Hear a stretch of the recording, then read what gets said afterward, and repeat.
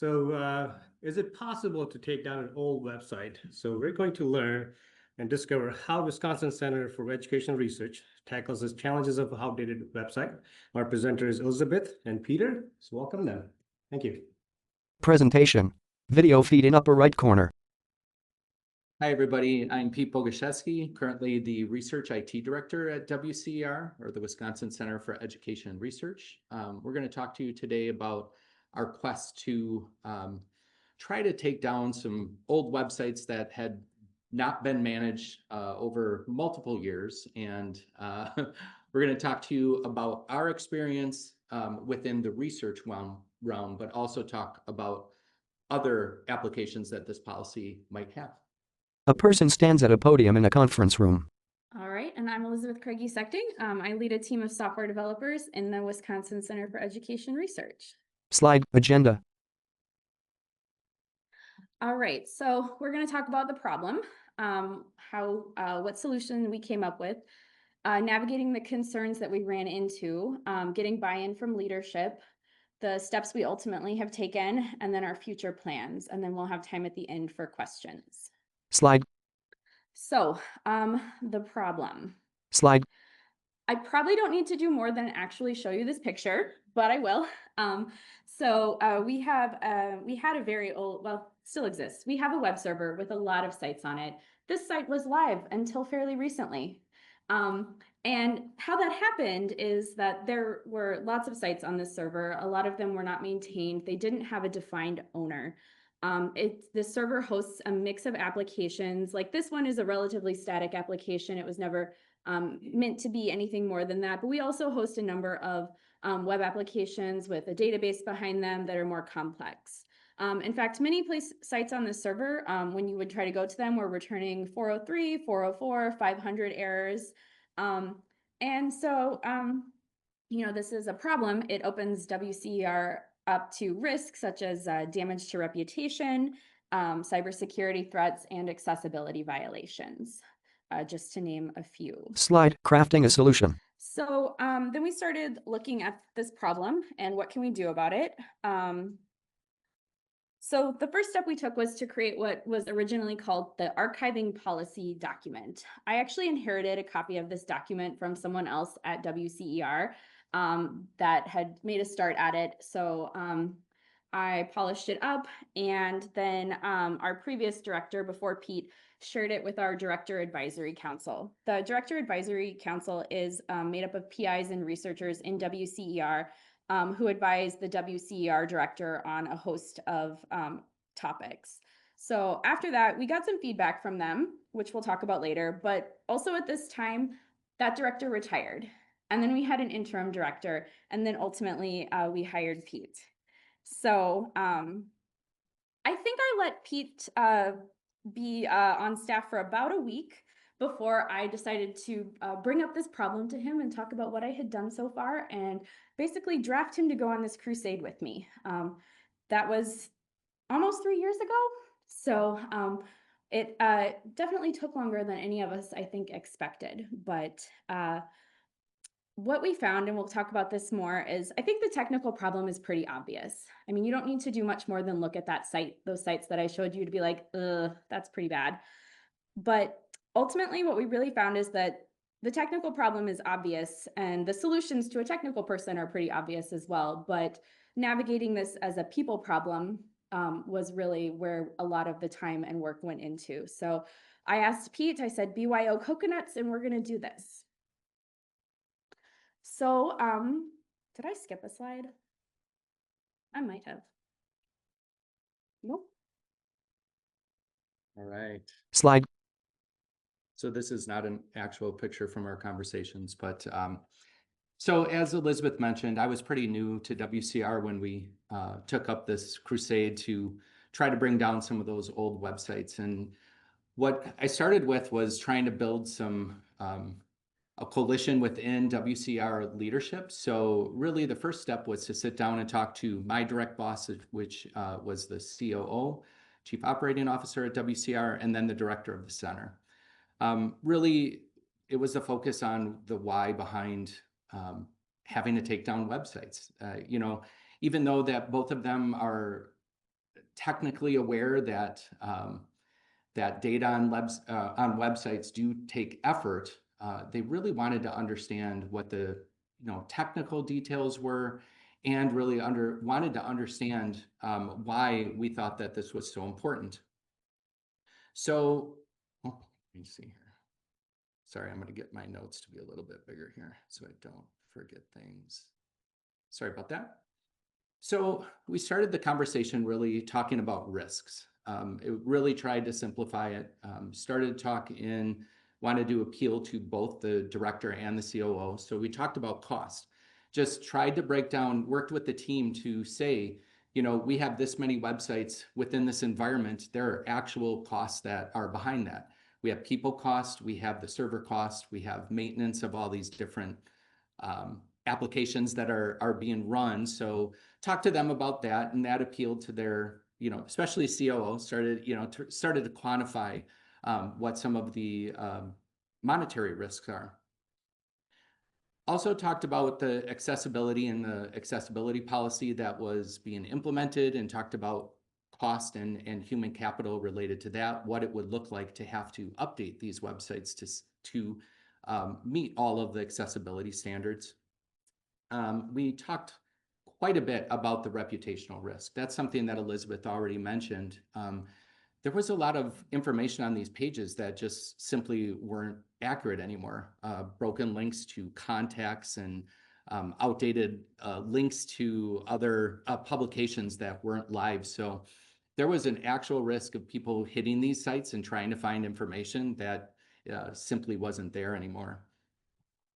But one of the most important things that I had talked to them about was understanding that one of their biggest concerns was, so the scope right now was on these research projects that we were taking their old sites down. They were really concerned about the legacy, like this was the legacy that these projects were leaving behind, right? They wanted a website there to live in perpetuity, because if that was gone, how are people going to find out information about the project, about all their work, the hard work that they're doing? And that was really a lot about their identity and the legacy of these projects. And what we started talking about is, what can we do to make sure that people feel like we are honoring the legacy of these projects, with keeping our environment safe, secure, and saving money in the long run. Slide, navigating concerns.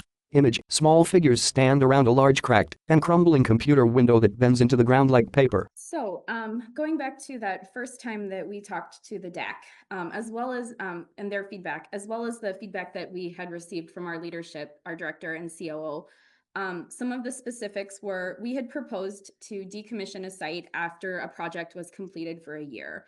And there were a lot of concerns about this timeline. So to address that, we had to, we talked about different lengths of time and what felt appropriate.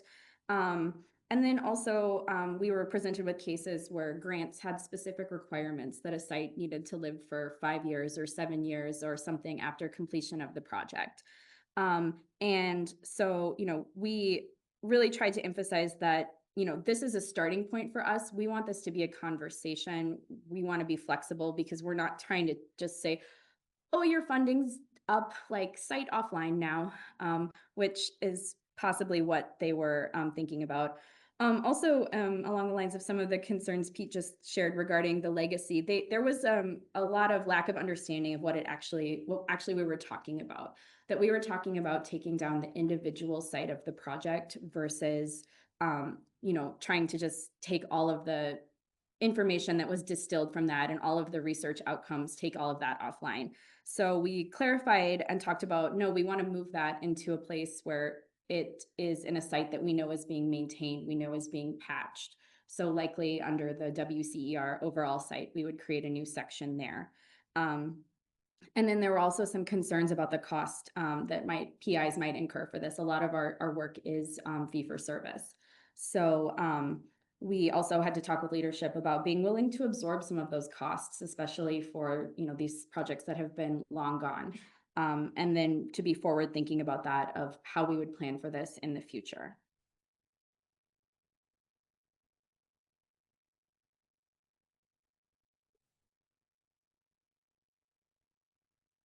All right. So it just so happened that during this time, still not sure if it was good luck or very much unlucky. We had a minor security incident on one of these old sites. We got a call from Do It Cybersecurity telling us that there were some bad actors that were on one of our servers. It happened to be the server where all of the sites that we were looking at.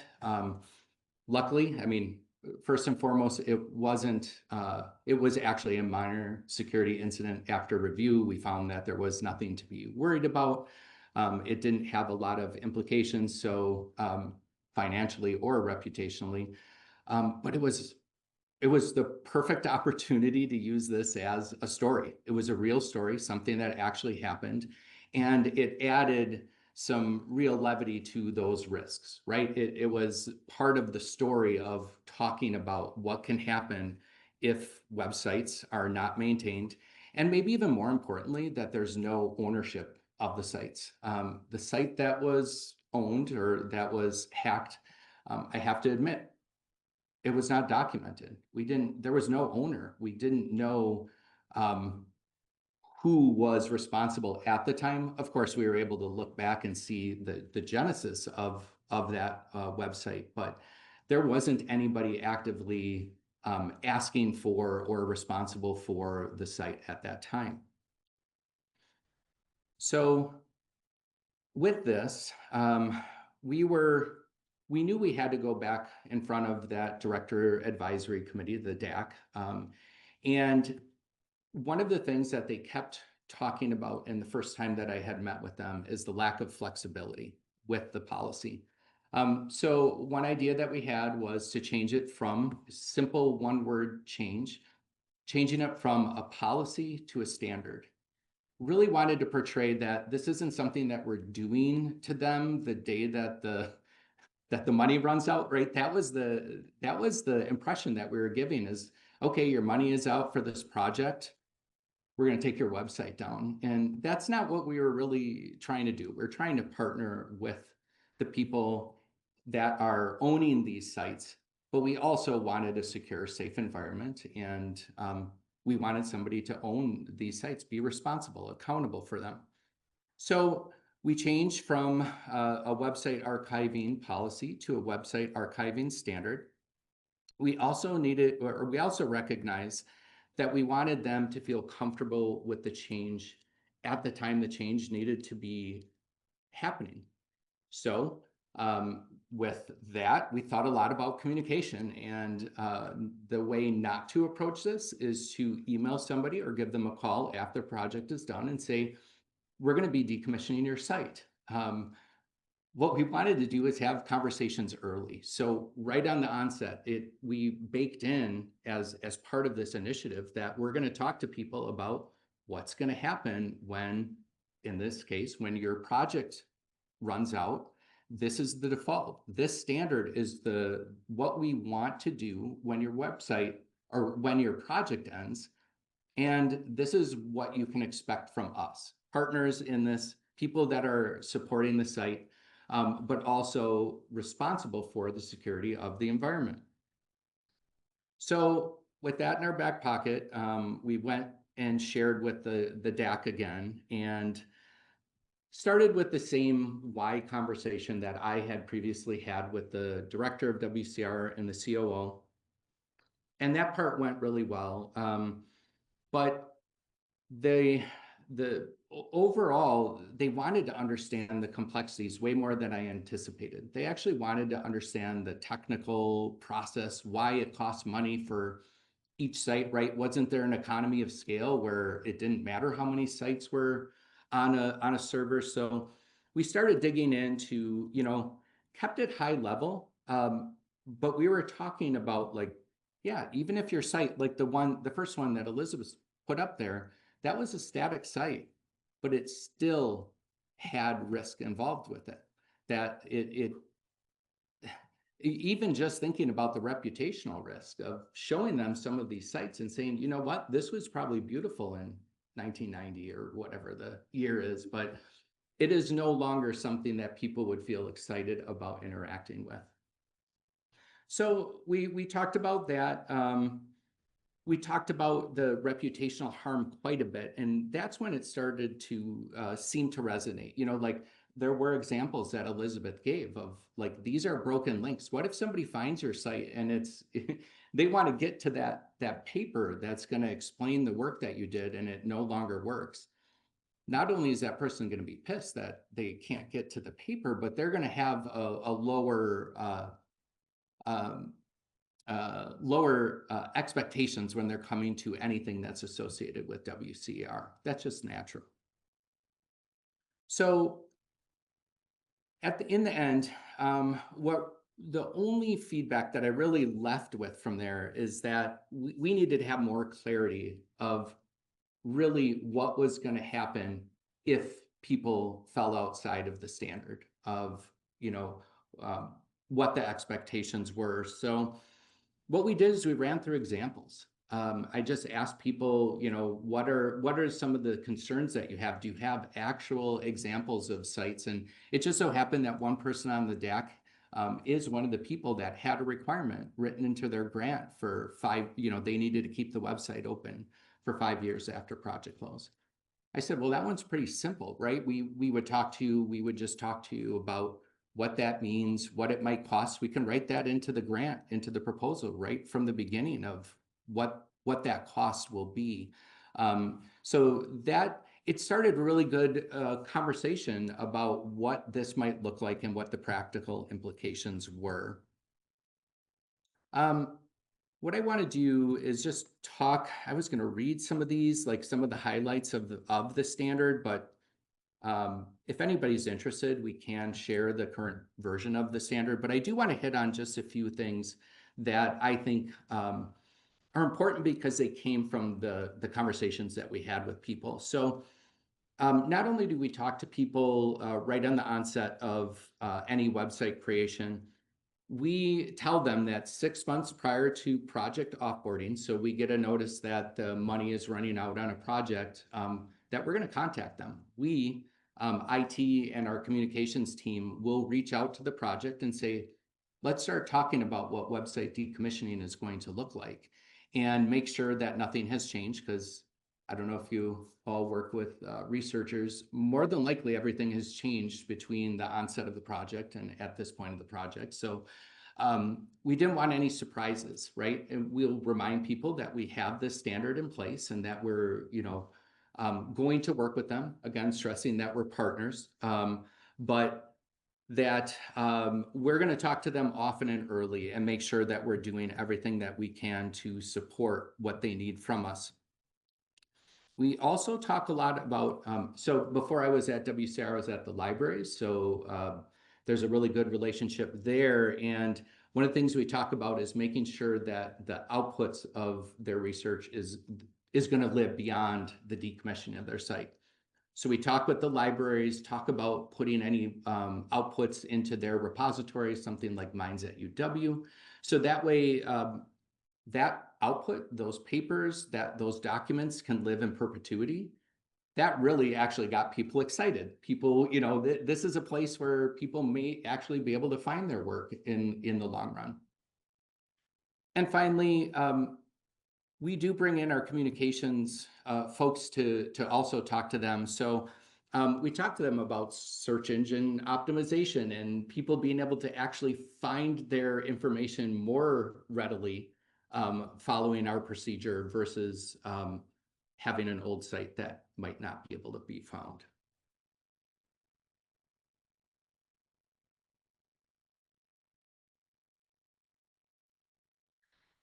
So what we kind of walked away from that meeting with was that we could start operating under this standard. And again, as Pete said, he had multiple conversations with PIs about what we were going to do going forward, but now we had to figure out what to do with what was already there. Slide, steps taken. A cartoon. So I started doing an analysis of all the sites. It wasn't as complex as you might think. Often visiting the site told me a lot. I looked at things like, does it return an error? What does it visually look like? What decade do I think this was created in? When was it last updated? what is the copyright date on the site? And then who owns it? And in a lot of cases, the answer was no one. Image, a large red button with the word delete by colorful confetti and streamers. So then I had to think about, what does it mean to delete these sites? Like, what does taking them down look like? And so I started to define the steps necessary to remove the sites. And being able to restore them if needed was a consideration. So what I ended up coming up with is that we would be taking an archive, in this case a zip file, of whatever folder was currently deployed on the server. If there was a database associated with the site, we would take a copy of the database, and these all are stored on our shared drives. Then I would take the folder or delete the folder from the server. If there was a database, that would get deleted, as well as any users that access that, or if they access multiple databases, changing the permissions so that they no longer have permissions for a non-existent database. Removing the site in IIS, removing an application pool now if it doesn't have any sites in it anymore. If there's a GitHub repository behind it, archiving that. And then removing A records if those exist. A lot of our sites on this server match a regular expression, so they don't have their own A record, but I make sure that got checked on as well. Slide, bullet point list. So let's talk about what actually happened with the numbers. So on our production server, there were 116 sites, and I currently have them in 3 buckets, which is we're going to keep them. I have some that are to be determined, and then the other ones to take down. And you'll see that I identified that we could take down more than 3/4 of those sites, because what had been happening is sites were just being added to the server year after year, and nobody had ownership and nobody was taking them offline ever. So in the current state, I have taken down 72 of those sites, which is 80%, more than 80% of the sites I planned to take down. The ones that haven't been taken offline are because we've determined that they should be put through this archiving, as we've defined it, where the stuff will get moved into a different site on a static and will not have any content that people can interact with, but we'll take the distillation of the work and put that somewhere else so that it lives on. And I took 11 of those offline temporarily because they were kind of heinous. And then for the sites that I'm keeping, I have an owner defined for all of them. A lot of it's my team, but at the very least, we now know that we own this site, which is important. And then in some cases, they're owned by projects in WCER, and so we know who to contact if we have an issue with the site. I'm not going to go through the development server stats, but we had a corresponding development server, and you can see I took down a lot of stuff off of that as well. I didn't do that full archiving process for the development server because I was a lot less concerned about keeping a copy of development. Yeah, we also had a couple of projects who wanted to take their sites. And we were like, great, let's work with you to do that. So we worked with them to package up the site and the database and get that moved with them to a new hosting location. Because we weren't comfortable keeping it anymore and maintaining it, but they wanted to put it elsewhere. People were still using it for their own research. And so I think that just goes back to what Pete was talking about with communication and really needing to work with people with what they want. Slide, future plans. Image, smiling people use computers. All right. So this is our last slide. As the standard really is settling in, and that everybody involved is starting to make it just part of our regular practice, we're trying to think about ways to improve it and trying to get feedback from the PIs that we've been working with to decommission their sites. We're also trying to identify projects upfront that, like I mentioned, upfront that need to stay longer than their project time. But with the ones that Elizabeth have on there for keep, we haven't had those conversations. So that's one of our next steps is making sure that even when we have an owner, that that owner is actually communicating with us, which can sometimes be problematic. And to that point, one other part of a future state is what to do when we don't hear back from people. If we reach out to them at 6 months before close, at project close, or beyond, what do we do in those cases? Whether it's just multiple contacts and saying, in N days, we're going to be taking down your site. Please let us know, before that. So just trying to figure out what some of those next steps are so we can stay in a state where we feel like there are owners for all of our sites, they're being maintained, and there's accountability all the way around on those sites. There's other work that we do need to do. We are finalizing a KB about that cost structure around what probably like t-shirt size, here's an extra small site, small, medium, large, so on and so forth. So we can have quick conversations and give people an idea of what it might cost to keep their site around for 5-10 years beyond. And we're going to continue to work with our communications team to make sure that everybody is in lockstep as far as communicating about the standard and making sure that people are aware. Really, that's part of the battle. The other next step on the technical side, Elizabeth mentioned that this was our Windows server that's hosting, via IIS. We do have a WordPress environment that has some number of sites that I should know offhand. I probably should have gotten the metrics there.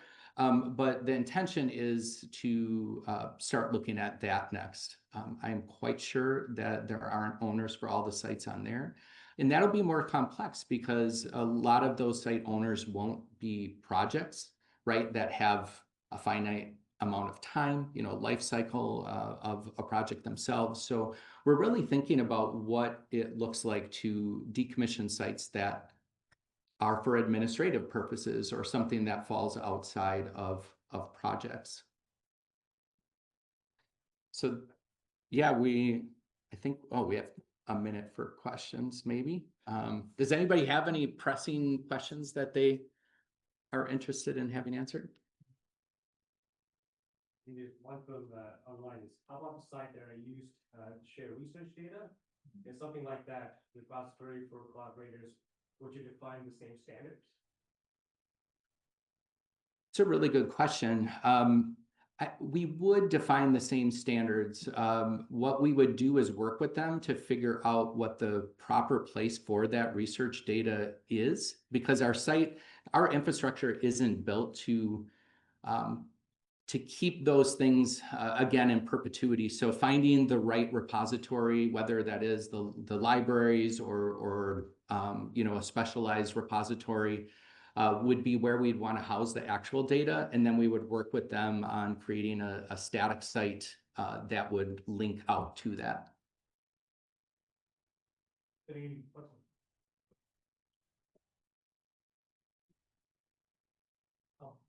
How did you navigate the initial onboarding phase? Like, how did you arrange that to know where things were going? Like those initial steps. Yeah, that's a great question. So we're still improving in that area, to be quite honest. But a lot of the website development is done in-house by either our development team, which Elizabeth heads up, and then we also have some graphic designers in our communications area. So when projects are talking about what the development needs are, we start having those conversations early. So that's an easy one. But the other thing that we're really working on is trying to work with our research administration team to know when proposals are coming through. And I believe Elizabeth, Rebecca, and I all get copied on those proposals. So we try to do the best that we can to read them, understand and anticipate needs, and then proactively reach out to the researchers.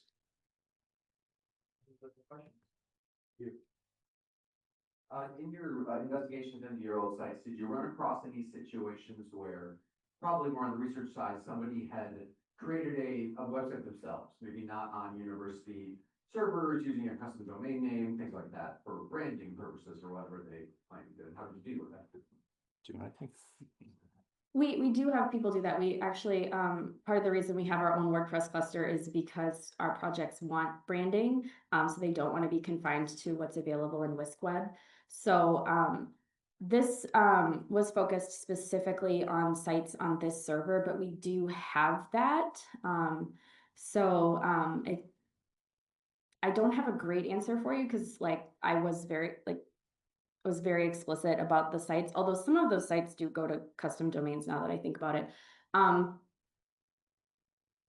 Part of it is those get shut off if the project stops paying for them. So those were probably a lot of the error sites that I found.